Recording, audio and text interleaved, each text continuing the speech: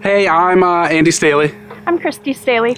and we've been coming to Whitewater for about 12 years now. What else did you want? That's my attention span. So we got married, what was it, about 11 years ago? And we really wanted to have kids right away. We just thought, like all of our other friends and family, that, we'd have kids right away. And unfortunately, that didn't happen. So we tried for about 6 years, I guess it was.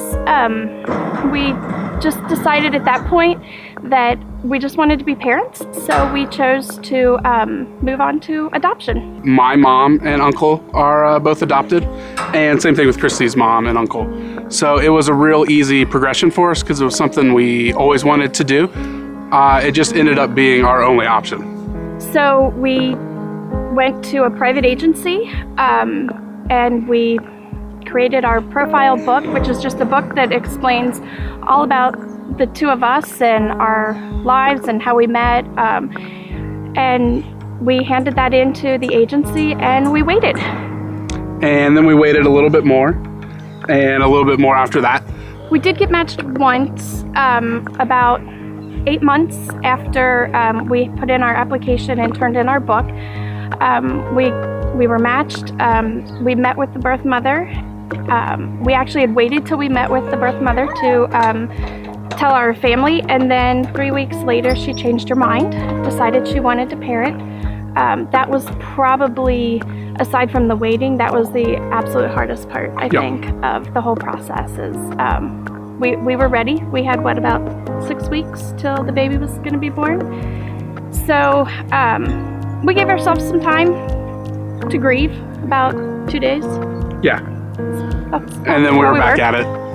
And we just kind of at that point completely, put it in God's hands. And I think that was probably the first time through, was that probably 7 years worth of waiting for a family, where we were truly at peace. And then one day we got the fantastic call about Aiden. We were both crazy busy at the time. I was just starting a business.